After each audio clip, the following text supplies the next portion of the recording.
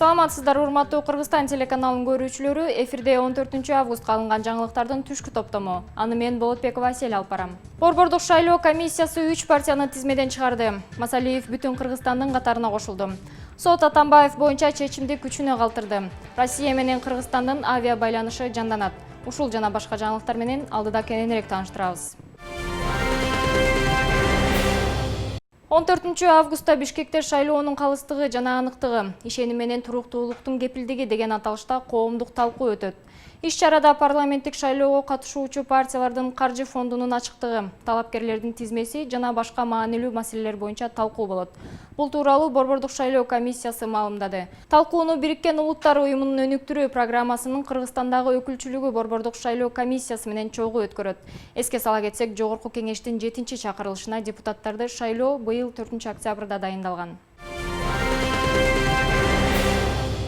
Борбордук шайлоо комиссиясы Жогорку кеңештин депутаттарын шайлоого катышуу ниети бар партиялардын ичинен 3-өөнү тизмеден чыгарды. Алар Кыргызстан коммунисттердин партиясы, Агрардык партия жана Жаратман партиясы. Борбордук шайлоо комиссиясынын башма сөз катчысы Руслан Изрековдун азаттыкка берген маалыматына ылайык, Кыргызстан коммунисттердин партиясы шайлоого катышуудан өз эрки менен баш тарткан. Ал эми Агрардык партия менен Жаратман партиясы шайлоо фондун мөөнөтүндө ача албагандыгы үчүн жарыштан чыгарылды.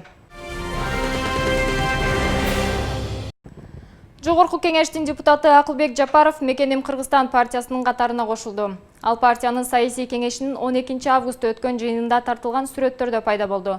Партиянын Фейсбукка жарыяланган маалыматына караганда, жыйынга Мекеним Кыргызстандын саясий кеңешинин мүчөлөрү, аймактардагы өкүлдөрү жана Жогорку кеңештин депутаттары Искендер Матраимов катышып, парламенттик шайлоодо алып чыга турган программанын финалдык версиясы иштелип чыкты. Саясий кеңештин төрагасы Мирлан Бакировдун айтымында, партиянын программасы өлкөгө чыныгы реформаларды, ар тараптуу өнүгүүнү алып келет. Белгилей кетсек, Мекеним Кыргызстан саясий партиясынын съезди 19 августта өтөт. Бүтүн Кыргызстан саясий партиясынын катарына дагы 7 партиянын өкүлдөрү кирди. Бул тууралуу аталган партиянын тараткан маалыматында айтылат. Алар Кыргызстан коммунисттердин партиясынан Исхак Масалиев, Эрк партиясынан Турсунбай Бакир уулу, Эгемен Кыргызстан партиясынан Бектур Асанов, СССР партиясынан Ишенбей Кадырбеков, Ак Калпак партиясынан Улукбек Маматаев, Улуу Көч партиясынан Акат Момунов жана Бүткүл жаштар партиясынан Капаровдор кошулушту. Кыргызстандын коммунисттер партиясы парламенттик шайлоого катышуудан баш тартканын Борбордук шайлоо комиссиясы 13 августта кабарлаган. Бул партияны коомдук ишмер Исхак Масалиев жетектейт. Масалиев Жогорку кеңештин 6-чакырылышында Өнүгүү Прогресс партиясынын тизмеси менен депутат болуп барып, кийин фракция лидери болгон. 2020 жылдын 21 майында өз каалоосу менен депутаттык мандатын тапшырган. Мурдагы президент Алмазбек Атамбаевга Кримтөбөл Азиз Батукаевдин мыйзамсыз бошотулушу боюнча чыккан соттун чечими күчүнө калды. Бул тууралуу Спутник агенттигинин кабарчысына анын жактоочусу Сергей Слесарев билдирди. Бишкек шаардык соту 1 май райондук сотунун чечимин өзгөрткөн жок. Жогорку сотто апелляциялык арыз жазуу боюнча маселе каралууда, деди Слесарев. Белгилей кетсек, 1 май райондук соту ушул жылдын 23 июнунда аталган иш боюнча Атамбаев 11 жыл 2 айга эркинен ажыраткан. Бүгүнкү күндүн эсеби менен Кыргызстанда 308 адамдан коронавирус чыкты. Бул тууралуу республикалык штаб билдирди. Маалыматта анын 15 медицина кызматкери экени айтылат. Тактап айтканда, Бишкекте 73, Ош шаарында 19, Чүй өрөөнүндө 24, Ош облусунда 32, Талас жергесинде 14, Нарын аймагында 5, Ысык көлдө 56, Жалал Абад облусунда 39, ал эми Баткен жергесинде 42. Ушуну менен оору жайылгандан тарта 41.377 киши аталган вирусту жуктуруп алганы маалым болду. Быйыл Кыргызстанда оң тенденция байкалган тармактардын бири айыл чарбасы. Быйыл айыл чарба өсүмдүктөрүн оруп жыйноо темпи жогорулап, өндүрүүнүн көлөмү 1,8%га өстү.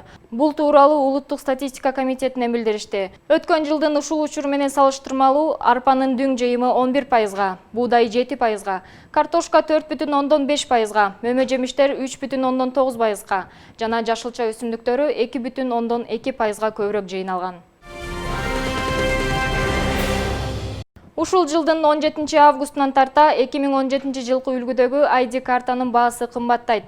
Бул тууралуу мамлекеттик каттоо кызматынан билдиришти. Баанын жогорулашына акысыз бланктардын чыгарылбай калганы себеп болду. Буга чейин Кореянын эл аралык кызматташтык агенттиги грант иретинде 1 миллион 900 миң даана бланк берген. Келишим боюнча келерки бланктарды акы төлөп алышыбыз керек. Бир бланктын баасы 206 сом деп айтылат билдирүүдө. Мындан улам алгачкы жолу паспорт алып жаткан жаран 470 сом төлөшү керек. Ал эми биринчи жолу шашылыш түрдө алып жаткандар 1260 сом бериши зарыл. Бул документ 8 күн ичинде даярдалат. Калкты тейлөө борборуна эми телефон аркылуу кезекке турса болот. Белгилей кетсек, 2017 жылдан бери мамлекеттик каттоо кызматы жарандарга атайын чип орнотулган паспорт берип баштаган. Сентябрь айынан тарта Россия жакынкы чет өлкөлөр менен жүргүнчүлөрдү ташуучу авиабайланыштарды жандантат. Бул тууралуу өлкөнүн туристтик операторлор ассоциациясынын сайтында айтылат.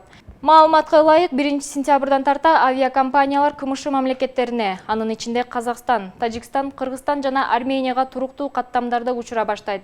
Эске салсак, 7 августтан тарта Кыргызстан, Туркия жана Бириккен Араб Эмирлиги менен туруктуу аба каттамдарын жанданткан. Каттамдарды Turkish Airlines, Fly Dubai, Avia Traffic Company жана Pegasus Airlines компаниялары жүргүзүп жатышат. Алдыда аба ырайы тууралуу маалымат.